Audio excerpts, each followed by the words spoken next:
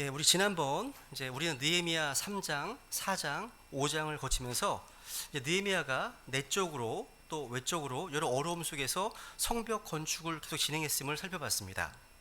저는 느헤미야 말씀을 계속 반복해서 읽으면서요, 깨닫게 된 것은 뭐냐? 우리 하나님의 백성들이 걸어가는 길은 참으로 험난하다는 겁니다. 주님께서 맡기신 사명을 완수하기까지 편하게 그 자리에 이르는 것은 아니라는 겁니다. 다 몇 번씩 죽을 고비를 넘기면서 그 포인트에 이르는 겁니다. 제가 지난번 느헤미야 4장, 5장을 통해서 우리는 내부의 갈등을 극복하는 느헤미야의 모습을 보았습니다. 근데 내부의 위기를 극복하기 무섭게 또 외부의 적들의 공격이 시작되고 있습니다. 여러분, 산 넘어 산이라는 말이 있죠? 여러분, 항상 인생에서 한 가지 문제의 해결은 또 하나의 새로운 문제의 시작으로 이어지는 겁니다. 끝이 없습니다. 여러분, 느헤미야를요, 여러 가지 방법으로 공격하는 적들의 모습에서 우리는 오늘날에도 하나님의 교회를 공격하고 하나님의 사람들을 공격하는 악한 사탄의 모습을 발견합니다. 하나님께서 우리에게 맡긴 선한 일을 중단시키는 악한 대적들의 음모가 얼마나 교활한지, 얼마나 끈질긴지를 우리는 느헤미야를 통해서 발견하게 됩니다. 그런데 그 교활하고 끈질긴 그 공격, 음모를 매번 지혜롭게 극복하는 느헤미야를 통해서 우리는 하나님의 사역을 방해하는 대적들의 공격을 헤쳐나가는 그런 교훈을 배울 수 있습니다. 오늘 본문 6장에서요, 오직 느헤미야 한 명을 공격하는 데 집중하는 걸 보게 됩니다. 이전과는 좀 작전이 달라졌습니다. 느헤미야를 무너뜨리면요, 유대인들을 쉽게 이길 수 있다고 판단했기 때문입니다. 오늘 본문에서요, 느헤미야를 이제 두 가지 모습으로 공격하고 있는데요, 그 중에 하나가 악성 루머에 대한 겁니다. 우선 제가 공격의 첫 번째부터 보겠습니다. 우선 첫 번째는 뭐냐면 거짓 평화 안으로 유인하는 시험입니다. 한마디로 타협안입니다. 거짓 평화 안으로 유인하는 시험. 한번 우리 1절과 2절 다시 한번 보겠습니다. 1절, 2절. 시작. 이제 산발락과 도비야와 아라비아 사람 게셈과 우리의 원수들 중 남은 자들이 내가 이미 성벽을 건축하여 그 안에 무너진 곳을 남기지 아니하였다는 것을 들었는데 그때까지도 내가 아직 성문에 문짝을 달지 못하였느니라. 산발락과 게셈이 내게 사람을 보내어 이르기를 오라, 우리가 오노 평야의 마을들 중 어느 하나에서 함께 만나자 하였으나 그들은 내게 해를 끼치려고 생각하였더라. 여러분, 여러 가지 방해 공작과 내부의 어려움에도 불구하고 느헤미야가 이끄는 이스라엘 백성들은요, 성문에 문짝을 다는 작업을 제외하고는 모든 성벽 재건 공사를 다 끝냈습니다. 이 정보를 접한 느헤미야의 원수들, 산발랏, 도비야, 게셈, 몹시 당황하고 분노했습니다. 그래서 어떻게 쓰든 간에 이 일을 저지하려고 시도하는 겁니다. 여러분, 하나님을 대적하는 악한 세력들이 가장 견딜 수 없는 것이 뭐냐? 하나님의 사역이, 하나님의 일이 활발하게 잘 되어가는 겁니다. 그래서 이들은 그걸 막기 위해서 온갖 수단 방법을 다 동원합니다. 그래서 여기 보시면 이들의 첫 번째 계책이 뭐냐? 느헤미야를 유인해서 한마디로 암살하는 겁니다. 죽이는 거죠. 가장 극악하고 쉬운 것이 바로 지도자 암살이라는 겁니다. 여러분, 느헤미야 원수들은요, 이전에 많은 실패를 바탕으로 해서 성벽 공사를 방해하는 어떤 계책도 느헤미야가 버티고 있는 한 소용없음을 알게 되었습니다. 여러분, 하나님의 일을 저지한 가장 확실한 길이 뭐냐? 하나님께서 세우신 하나님의 사람을 무너뜨리는 일임을 알게 된 겁니다. 그래서 스가랴서 13장 7절에 보면요, 목자를 치라, 그리하면 양들이 흩어지리라. 이 말씀은 예수님의 초림에 대한 예언입니다. 그런데 영적으로 목자를 치면 양들이 흩어진다는 것을 원수들은 아는 겁니다. 그래서 전쟁터에 나가면요, 지휘관부터 쏘라 하지 않습니까? 여러분, 6.25 때도요, 제일 많이 전사한 계급은 누군지 아세요? 소대장들입니다. 소대장들이었습니다. 그러니까 리더는요, 그만큼 공격에 노출되어 있는 셈입니다. 그래서 전쟁이 일어나면요, 양편 전략의 최우선순위는 상대방의 탁월한 리더를 제거하거나 견제하는 겁니다. 여러분, 임진왜란 당시에 이순신의 조선 수군에 워낙 혼이 났던 도요토미 히데요시는요, 조선을 재침공하기 위해서 이순신을 먼저 제거해야 한다 판단했습니다. 그래서 교활한 이중 간첩을 이제 조선에 심부시켜 가지고 이순신을 모함해서 귀양 보내는 데 성공합니다. 그래서 이순신 대신에 수군 통제사가 되었던 무능한 원균이 7천량 전투 한 번에 그 많은 전함들을 다 잃어버리고 전멸하게 되죠. 이와 같이요, 교활한 적은요, 상대의 탁월한 리더를 제거하기 위해서 비열한 수단 방법을 가리지 않습니다. 그런데 사탄이 바로 그렇습니다. 사탄이 그렇습니다. 그렇기 때문에요, 우리 하나님의 사람들은요, 깨어 있어야 되고 근신해야 됩니다. 그리고 양떼들은 하나님의 사람들을 위해서 기도해 줘야 됩니다. 에스겔서 34장에 보시면요, 그런 말씀이 있죠. 목자가 없으므로 그것들이 흩어졌다 하면서 그들이 먹이가 되었다 말씀하고 있습니다. 목자를 치면 양떼가 흩어진다는 그런 사실을 알기 때문에 사탄이 그걸 노리고 목자를 치는 거예요. 그러니까 사탄은 항상 리더를 노립니다. 지금 느헤미야를 노리고 있는 것도요, 이스라엘 백성들을 무너뜨리기 위함인 겁니다. 사탄과 마귀의 사역들은 오늘도요, 하나님 사람들을 무너뜨리기 위해서 수단방법을 가리지 않고 있습니다. 그래서 여러분, 여러 책을 보다 보면 사탄의 군대를 알진 예수회 아시죠? 이 예수회가요, 미인계나 테러를 통해서 교회의 사역자들을 무너뜨렸다는 간증을 자주 보게 됩니다. 실제 이루어지는 사실들입니다. 공공한 사실들이에요.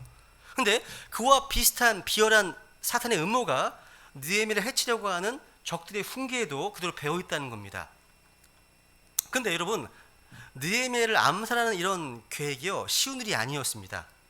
여러분, 예루살렘에서 느헤미야와 하나님의 백성들이 얼마나 철저하게 경계하고 있었는지를 아는 적들은요, 느헤미야를 이제 예루살렘 밖으로 유인해야 한다고 판단했습니다. 거기 있으면 안 되겠다. 그렇다면 어떻게 해야 이 느헤미야가 제발로 걸어 나오게 할 수 있을 것인가? 고심 생각해낸 것이 바로 가짜 평화회담 제의였습니다. 가짜 평화회담 제의. 여러분, 적들은요, 그 평야 이름이 오노평야입니다. 따라해보세요. 오노평야. 이 오노평야라고 하는 지역, 그 마을 중 어느 하나에서요, 서로 만나자 이런 제안을 느헤미야에게 보냈습니다. 여러분, 여기 오노 보이시죠? 안톤 오노, 이거 말고 오노 별로 안 좋아요. 여러분, 여기 이 오노라는 지역은요, 산발랏이 통치하고 있었던 지역에서 가까운 마을입니다. 그래서 예루살렘에서 37마일 정도 떨어진 먼 곳입니다. 말로는 중간 지점이라고 하지만 산발랏 편에서 병력을 매복시키기가 아주 용이한, 그러니까 느헤미야 입장에서 보면요, 아주 위험한 지역이었다는 거죠. 근데 겉으로 보기에는요, 평화회담, 평화 조약을 맺자고 제의하는 거예요. 분위기가요, 이건 마치 빛의 천사로 가장하고 우리에게 접근한 사탄처럼 말입니다. 비슷한 거예요. 근데 적의 음모를 간파했던 느헤미야는요, 단호하게 그 초대를 거절합니다. 그러니까 오노 평야에서 만나자는 제의를 느헤미야는 NO! 이렇게 거절한 겁니다. 이건 저희 조크입니다. 혹시 조크예요? 네. 근데 여기 여러분, 여기 본문 3절에 보면요, 느헤미야가 거절했던 이유가 나오죠. 이유가 나옵니다. 보시면요, 3절 보시면, 네, 3절 같이 읽어볼게요. 시작. 내가 그들에게 사자를 보내어 이르기를 내가 지금 큰 일을 하는 중이므로 내려가지 못하겠노라. 어찌하여 내가 그 일을 버려두고 너에게로 내려가서 그 일이 중단되게 하겠느냐 하매. 이게 느헤미야가 거절한 이유예요. 단호하게 거절했습니다. 여기서 재미난 게 있어 보세요. 내가 지금 큰 일을 하는 중이래요. 큰 일, a great work, 위대한 일을 하고 있대요. 여기서 위대한 일, 큰 일이 뭔지 아세요? 성벽 공사의 핵심인 문을 닫는 일입니다. 그러니까 문 닫는 게 남아있잖아요. 그 일 때문에 못 간다는 얘기예요. 지금 그 일 때문에 그 명분으로 인해서 회담 제의를 거절한 겁니다. 우리 성도들에게는요, 자신이 해야 할 일이 있죠. 주님께서 맡기신 일에 우선순위를 두어야 한다는 겁니다. 그러니까 우리가 먼저 할 일은 하나님의 왕국과 그분의 의를 구하는 겁니다. 느헤미야는요, 이 점에서 분명했습니다. 다시 보세요. 어찌하여 내가 그 일을 버려두고 너희에게 내려가서 그 일이 중단되게 하겠느냐 얘기합니다. 즉 느헤미야는요, 우선순위가 분명했습니다. 즉 자신이 해야 할 일과 버려두어야 할 일을 분명히 구분했다는 거예요. 이 중요한 겁니다, 여러분. 오늘날 많은 사람들이요, 하지 말아야 할 일, 또 해서는 안 되는 일, 이런 일에 대해서 no 라고 거부하지 않아서요, 정작 해야 할 일을 하지 못하는 일이 허다합니다. 온몸에 부서져 열심히 일은 하는데 정작 해야 할 일은 하나도 못하는 채 인생을 낭비하는 경우가 참 많다는 겁니다. 그러니까 이렇게 느헤미야가요, 대화 제의를 거절한 것은요, 적의 암살 음모를 어렴풋이 눈치채고 있었던 까닭도 있지만 동시에 자신이 하고 있는 일에 대한 분명한 목적의식이 있었기 때문입니다. 목적의식이요. 여러분, 목적의식이 분명하면 우선순위가 확실해집니다. 확실해져요. 그러니까 자신이 하지 말아야 할 것이 무엇인지가 확실해지는 겁니다. 한마디로 뭐예요? 따라해보세요. 최우선 순위에 집중하자. 이 교훈이에요.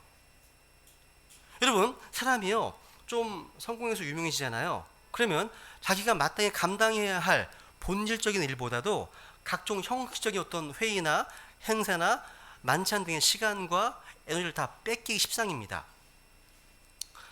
공직자들도요, 좀 높은 지에 오르잖아요. 그러면 허울 좋은 공직 행사에 얼굴을 내밀고 다니느라 정작 자신을 그 자리에 있게 해준 국민들을 돌보고 섬긴 일은 소홀히 하고 싶다는 겁니다. 이것이 오늘날 한국 교회의 영적 리더들도 마찬가지예요. 오늘날 한국 교회 목회자들이요, 왜 이리 바쁜지 몰라요. 여기저기 신방 다니고 돌잔치 가고 경로잔치 가고 등등 행사 프로 너무 많습니다. 그래서 여기 찾아다니느라고 신경 쓰느라고 정작 자신이 해야 할 본질적인 사역이 있죠? 사도행 6장에 나옵니다. 그죠? 말씀과 기도의 사역에는 집중하지 못한다는 겁니다. 이 큰 문제입니다. 그러면 안 되는 거죠. 하나님께서 자신에게 맡겨주신 그 오리지널 사역을 간과하면 절대 안 된다는 겁니다. 여러분, 일본의 도요타 자동차 회사가 있어요. 이 회사는요, 그 린 매니지먼트, 그러니까 군살 빼기 경영으로 유명합니다. 탑 리더십부터요, 말단 직원까지 쓸데없는 시간과 자원 낭비를 줄여버리고요, 정말 중요한 것에 모든 리소스를 다 집중시켜가지고 생산성을 최대화한다는 겁니다. 이것을요, 브루스 윌킨스 목사가 쓴 책이 하나 있는데 포도나무의 비밀이라는 책이 있습니다. 그 책에 보면 하나님께서는요, 열매를 맺고 있는 나무를 한 번 더 가지치게 하신다라고 얘기합니다. 그러니까 우리 눈에 보기에 근사한 가지, 무성한 가지일수록 의외로 열매가 부실하다는 거예요. 그래서 과감하게 무성한 가지를 쳐서 작고 심플하게 만들어 버립니다. 이것이야말로 열매 맺는 유일한 길이라는 거예요. 우리도 마찬가지예요. 이런 군살 빼기 자기관리가 필요합니다. 여러분이 아무리 뛰어나더라도요, 뭐 정치, 경제, 사회, 문화, 교육 등 세계의 모든 문제를 다 뛰어들어 관여할 수가 없습니다. 아무리 위대한 일을 많이 벌여도요, 하나님께서 맡겨주신 자기의 가정을 잘 이루고 또 지체들을 돌보고 자기 자신을 깊은 경건에 이르도록 훈련하는 것보다 중요할 수 없다는 겁니다.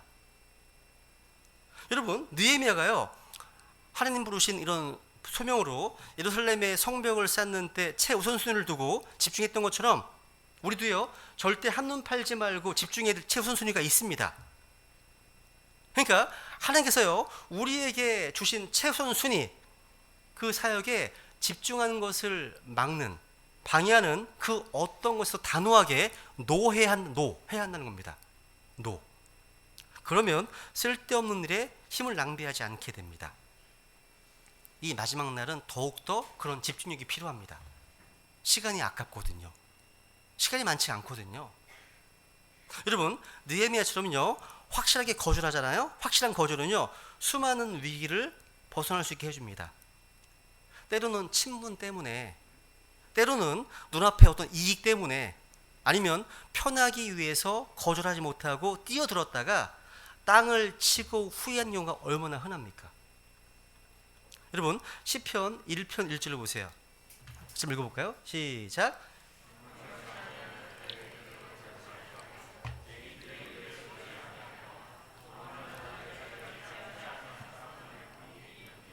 여기 보시면 누가 보겠습니까? 경건치 않은 일의 계획대로 얻지 않았다 되어 있네요. 느헤미야는요 하나님께서 주신 사명에 철저히 쓰러져 있었기 때문에 그 악한 자들의 계획에 넘어가지 않았습니다. 근데 여러분 원수들은요 반복해서 또 집요하게 느헤미야에게 사람을 보내서 회담을 요청합니다. 사절에 보세요. 보시면 그럼에도 그들이 4번이나 이런 식으로 내게 사람을 보내되 내가 같은 식으로 그렇게 대답하였더니 되어 있네요. 보세요. 지금 구체적인 회담의 주제도 없이 일단 먼저 만나자는 거예요.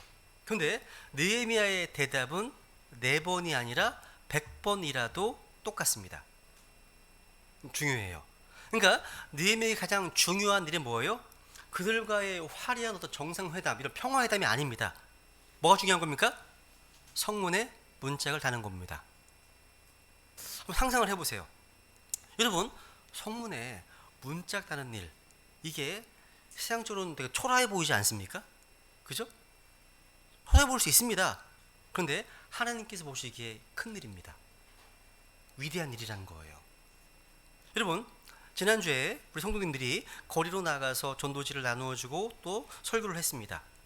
사람들은 우리의 거리 전도 사역에 대해 비웃고 전도지를 버리기도 하고 혀를 차면서 욕하기도 하고 복음이 선포되지 못하도록 공원 관리인이 제지를 하려고 했습니다. 여러분 거리 설교 사역이요 육신적인 눈으로 보기에는 초라해 보이지만 우리 주님께서는요 복음 선포에 어리석어 보이는 사역을 기뻐하신다는 겁니다. 느헤미야에 있어서 가장 중요한 사역은요 이렇게 문짝을 다는 일이었습니다. 되게 초라해 보이잖아요. 근데 그 일이 위대한 일이었다는 거예요. 그렇다면 여러분에게 가장 중요한 일, 큰 일이 뭘까요? 주의 첫날에는 이렇게 함께 모여서 주님께 경배드리는 일입니다. 그리고 주중에는요 매일 주님의 말씀을 읽고 묵상하고 연구하고 또 우리가 주님 앞에 기도하고 사는 겁니다. 우리가 주님을 위해 사는 것보다 더 중요한 일이 없죠.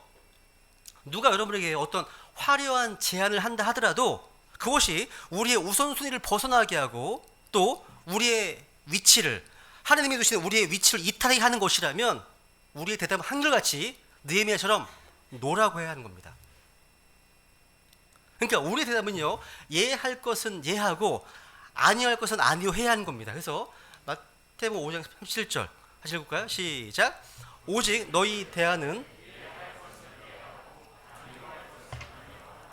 무엇이든지 이것들 이상의 것은 악에서 나느니라. 그러니까 우리의 답변은요 내 감정이나 환경에 좌우되는 게 아닙니다. 주님의 말씀이라고는 확고한 기준과 원칙에 근거한 것이기 때문에 수시로 달라질 수 없습니다. 그렇죠? 근데 여러분 문제가 있어요.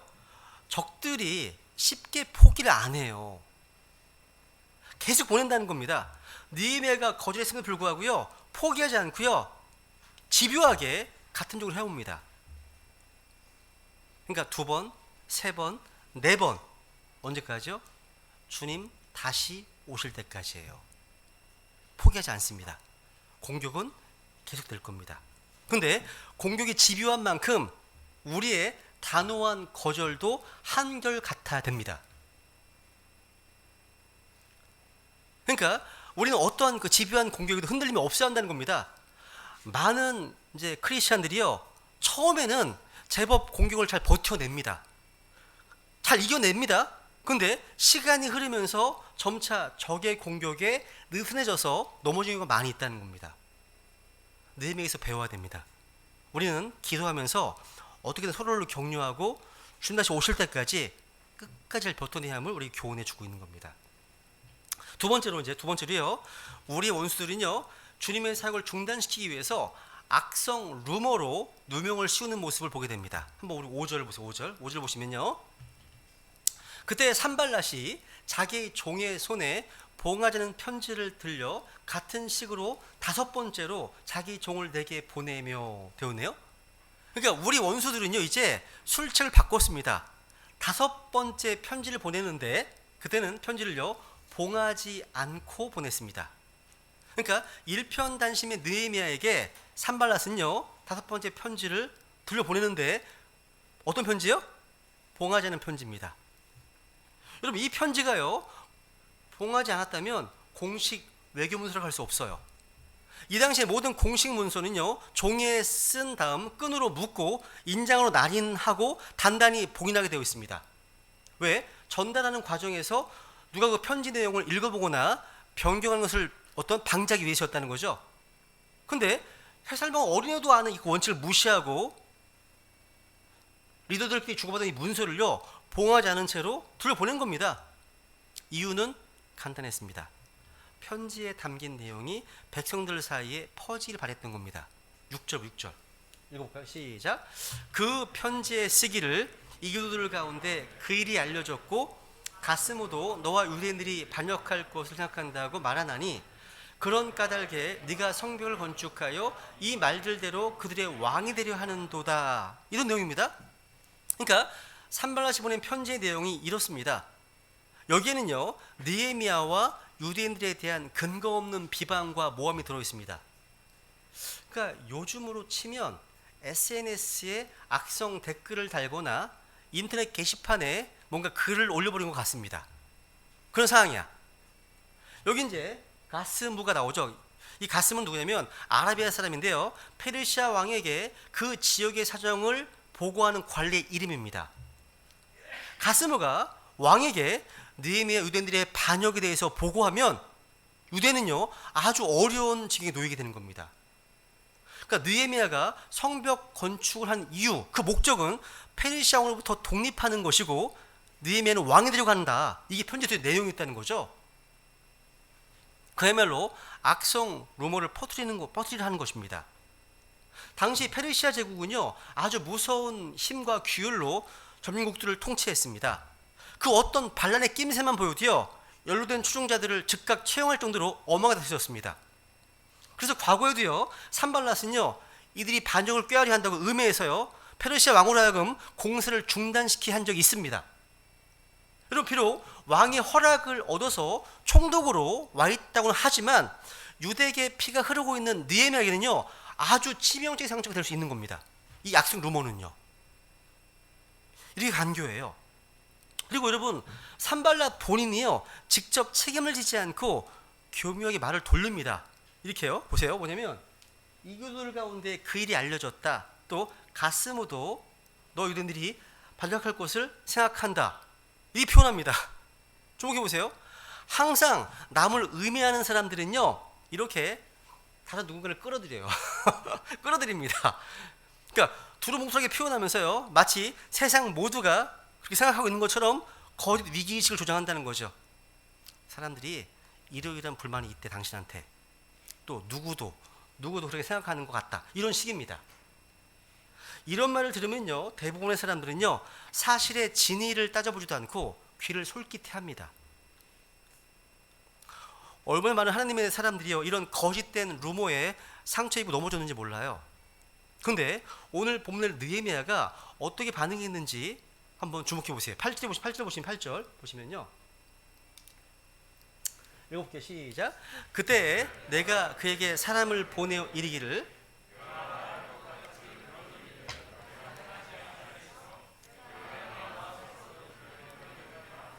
와, 지금 느헤미야는요 산발랏의 모함에 대해서 일일이 변명하거나 흥분해서 자기를 변호하려 들지 않았습니다. 아마 산발랏의 모함이 사실이었다면 이렇게 침착하고 초연할 수 없었을 겁니다. 여러분 이 내용은요 당장 자신의 신변이 위험일 수 있는 그런 모함이었기 때문에 상당히 아주 위태로운 내용인 겁니다. 어떻게 보면요. 여러분 근데 하나님 앞에서 자기의 동기와 목적이 순수한 사람은요 원수들의 거짓 루머에 당황하거나 감정적으로 반응하지 않습니다. 여러분 물론 처음엔 억울합니다. 분한 마음이 들어요. 근데 곧 가라앉히고 공의의 심판자이신 하나님께 모든 것을 맡깁니다. 느헤미야도요, 그건 네가 지어낸 거고 사실이 아니야, 딱 한마디로 끝내버리는 겁니다. 지금 이런 분위기예요. 여러분, 오늘날 이스라엘 백성, 이스라엘도요, 주류 미디어와 언론 가장 큰 피해를 보는 민족에 해당합니다. 이스라엘은요, 무슨 짓을 해도요 확대 보도가 돼요. 욕을 먹습니다. 전쟁 중에 팔레스타인 소년이나 소녀가 죽으면요, 이스라엘 군인들은 살인마 집단으로 악마처럼 보도가 됩니다. 팔레스타인 사람들이 이스라엘 사람들 집단으로 죽이잖아요. 이것은 마치 정당한 어떤 저항인 것처럼 보도가 된다는 거죠. 이스라엘은요, 우리가 그런 일 하지 않았다 이렇게 항변하지만 거의 보도가 안 돼요. 희한해요. 사람들은요, 팩트, 사실이나 진실을 믿는 게 아니라 자기가 믿고 싶은 걸 믿는 것 같아요. 믿고 싶은 것을요. 언론은요, 사람들이 믿고 싶어하는 내용들을 보도합니다. 이게 우리가 사는 현실이에요, 현실. 그래서 많은 사람들에게 이게 이 사실은요, 언제나 불편한 거예요. 이 진실이요. 여러분, A.B. 심슨 박사가 이런 말을 했어요. 한번 읽어볼까요? 시작. 나는 하나님의 사람을 의미하는 말들을 입에 담느니 차라리 고압선이나 번갯불을 가지고 장난할 것이다. 너무나 많은 크리스찬들이 다른 크리스찬들을 의미하는 그런 가십들이 다른 사람뿐 아니라 자기 자신의 영혼과 육체를 가장 빨리 파괴시키는 도구임을 모르고 있다. 여러분, 크리스찬들은요, 거짓 악성 루머들을 너무 쉽게 믿어서는 안 됩니다. 그리고 그런 것들을 퍼뜨리는 데 기여해서도 안 되는 거예요. 여러분, 혹시 이런 악성 소문에 악한 루머들에 휘말려 본 경험이 있으실지 모르겠습니다. 사람들이요, 우리 자신도 잘 알지 못하는 이유로 헛소문을 퍼뜨려 가지고 여러분을 난처한 궁지에 몰아넣어서 한숨도 자지 못한 채 밤새 뒤척이던 경험이 있으실지 모르겠어요. 그런 분이 계시다면 이 느헤미야의 사건을 우리는 더욱 실감할 수 있을 겁니다. 우리 속담에요, 아니 땐 굴뚝에 연기 날까, 이런 말이 있죠. 이건 제가 보기에 비성경적 속담인 것 같아요. 느헤미야의 경우에는요, 아니 땐 굴뚝에도 연기가 나니까요. 느헤미야에게는요, 왕이 되려고 하는 의도가 전혀 없었습니다. 근데 적들은요, 오로지 느헤미야를 넘어뜨리기 위해서 그런 의도로 이런 모략을 꾸몄던 겁니다. 성경은 이처럼요, 우리의 혀를 가지고 저지른 범죄에 대해 신랄한 경고를 합니다. 느헤미야 3장 5절 6절 볼까요? 한번 읽어보세요. 시작. 이와 같이 혀도 작은 지체로 돼 큰 일들을 자랑하는도다. 보라, 작은 불이 얼마나 큰 물체를 태우는가. 혀는 불이요 불법의 색이니라. 혀는 우리의 지체들 가운데서 그와 같아서 온 몸을 더럽히고 본성의 행로에 불을 붙이며 지옥불 위에 놓여 있느니라. 여러분, 작은 불씨가요, 온 나무와 숲을 태우는 것처럼 이 혀는요, 사람들에게 커다란 피해를 준다고 경고합니다. 여러분, 사람들의 혀를 통해서 이루어지고 있는 거짓 선전, 거짓말, 중상모략, 이걸 통해서 상처를 입고 가슴이 찢어지고 교회가 파괴되고 교회 일수가 유린되는 어려움을 얼마나 많이 겪고 있습니까? 이 혀의 범죄 때문에요, 우리가 얼마나 시달려 왔습니까? 아니, 우리들 자신이 어느 날 나도 모르게 사탄의 도구가 되어서 남을 중상하고 모략한 적은 없으십니까? 여러분, 어떤 청교도는요, 자신이 이런 중상 모략이라는 큰 범죄를 짓지 않기 위해서 어떤 사람에 대한 소문을 들을 때 자신이 어떤 태도를 취할 것인지 자기 행동의 원칙을 정했습니다. 상당히 괜찮았어요, 저 마음속에요. 여러분, 우리 마음속에는 누구에게나요, 남이 잘못되었다는 소식이나 소문을 들으면 뭔가 기분이 좋아지는 악한 본성, 성질이 있어요. 있지 않으세요, 여러분? 있지 않으세요? 그죠? 사촌이 땅을 쓰면 배가 아픈 분이 있으시잖아요, 그죠? 그래서 청교도는요, 자기 행동의 원칙을 이렇게 결정했습니다. 그러니까 다른 사람에 대한 나쁜 소문을 듣게 되면 이렇게 질문하기로 했습니다. 첫째로 이것은 사실에 근거한 소문인가? 두 번째, 내가 이것을 그 당사자에게 확인했는가? 세 번째, 그것이 사실이라고 할지라도 내가 들은 말을 다른 누군가에게 전달하는 것이 하나님께 영광이 되고 그 지체들에게 유익한가? 이 세 가지. 첫 번째 뭐라고? 첫 번째, 이것이 사실에 근거한 소문인가? 두 번째, 그렇죠, 직접 확인했는가 당사자에게? 세 번째, 이게 사실할지라도 그것이 다른 누군가에게 유익한가, 하나님께 영광이 되는가? 이 세 가지 질문을 통해서요, 자기의 자기의 언어 생활을 컨트롤하기로 결정했다는 겁니다. 우리 언어 생활 관련해서 한번 세 가지 구절 세 구절 한번 읽어보겠습니다. 세 가지 구절. 잠언 16장에 보면요, 주님께서 미워하시고 가장되게 보는 것 중에 한 게 뭐냐면, 여기 보시면 거짓들을 말하는 거짓 증언이 나오죠. 주님께서 미워하십니다. 가증히 여기십니다. 그리고 시편 141편 3절 다윗의 기도인데요, 보시면 우리 이런 기도 해야 돼요. 아침에 일어나서 뭐 거대한 기도 하지 마세요. 무슨 뭐 민족 보고만 이런 거 기도하시기 전에 이런 기도 해야 돼요. 우리는 진짜. 읽어보세요. 시작. 오 주여, 내 입 앞에 파수꾼을 세우시고 내 입술의 문을 지키소서. 이런 기도를 해야 됩니다. 항상 문제 발생, 여기서 이게 문제, 이게. 그죠? 신약성경 볼까면 시작. 너희 말을 소금으로 간 맞추어 항상 은혜롭게 하라. 그리하면 너희가 각 사람에게 어떻게 마땅히 대답해야 할지 알게 되리라. 항상 은혜롭게 하라고 말씀하시잖아요. 여러분, 어떤 주일학교 학생 하나가요, 엄마에게 이렇게 물었습니다. 엄마, 도둑질과 거짓말 가운데 어떤 것이 더 무서운 죄예요? 엄마가요, 한참을 생각하다가 대답합니다. 글쎄, 아마 도둑질이 더 무서운 죄겠지. 그러자 아이가 이렇게 대답합니다. 엄마, 그렇지 않은 것 같은데? 도둑질한 물건은 다시 돌려줄 수 있지만 남에 대해서 잘못 말한 거짓말은 되돌릴 수 없잖아요. 똑똑하네요, 그죠? 우리 주일학교 아이들과 비슷합니다, 그죠? 똑똑해요. 우리는요, 다른 사람의 명예를 더럽힌 다음에 그걸 다시 치수할 수가 없습니다.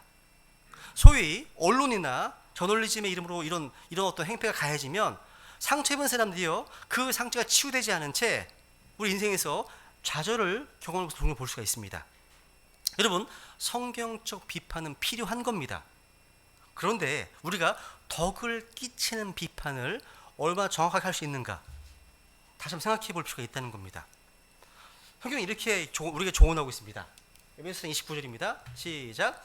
부패한 대안은 결코 너희 입 밖으로 내지 말고 오직 세워주는 일에 쓸 좋은 것만을 말하여 그것이 듣는 자들에게 은혜를 끼치게 하라. 그러니까 여러분, 말이란요, 사실을 말하는 것 그 이상의 책임을 요구한다는 거예요.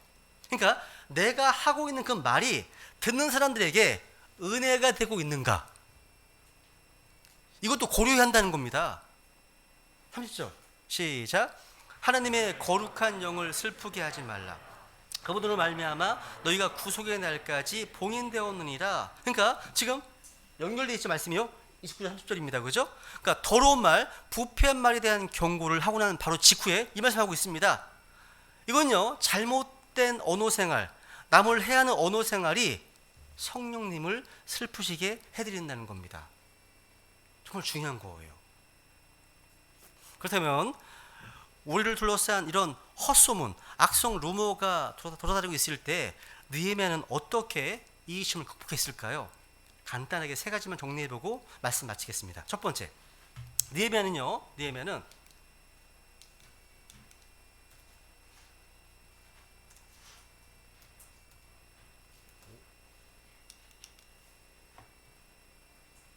반응을 안 보입니다. 그냥 하겠습니다. 첫 번째, 느헤미야는요, 사실을 밝히고 지나친 자기 방어를 하지 않았습니다. 그러니까 느헤미야는요, 사실을 밝히고 지나친 자기 방어를 하지 않았습니다. 8절, 성경 펴보세요. 8절, 다시 보세요. 8절. 아까 읽은 말씀인데요, 느헤미야 6장 8절에 보시면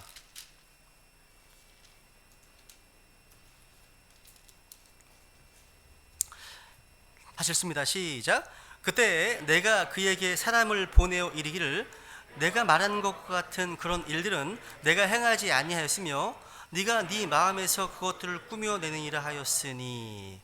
그러니까 그 일은 사실이 아니라고, 그러니까 사실대로 밝혔습니다. 근데 느헤미야는요, 이것이 사실이 아니라고 아우성치고 뭐 큰 소리로 자기 병을 늘어놓지 않았습니다. 그러니까 변명이나 해명이 문제를 해결할 수 없다는 사실을 잘 알았기 때문입니다. 두 번째, 느헤미야는요 그 문제로 기도했습니다. 9절 읽습니다. 9절 시작. 이는 그들이 다 우리를 두렵게 하며 이르기를 그들의 손이 약하게 되어 그 일을 그치고 그것을 이루지 못하리라 하였기 때문이라. 그런즉 오 하나님이여 이제 내 손을 강하게 하옵소서. 느헤미야는요 오 하나님이여 이제 내 손을 강하게 하옵소서라고 하나님께 기도했습니다. 다시 말하면 느헤미야는요 그것이 사실이 아니라고 밝힌 다음에 그걸 가지고 긴 시간을 허비하지 않았습니다. 거기에 함몰되지 않았습니다. 그것만 묵상하지 않았습니다. 뭐 했습니까? 즉시 기도했어요. 기도했습니다. 느헤미야는요 사람들과의 관계 속에서 장황한 해명이 문제 해결에 아무 도움이 될 수 없다는 사실을 너무나 잘 알고 있었던 겁니다.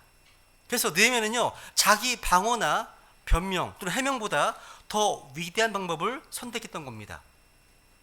느헤미야는요 나를 아시는 하나님, 나의 결백함을 아시는 하나님, 내 마음과 이 사건에 진상하신 하나님, 그 하나님 앞에 나아가서 자기 마음을 쏟아놓고 기도했다는 사실입니다.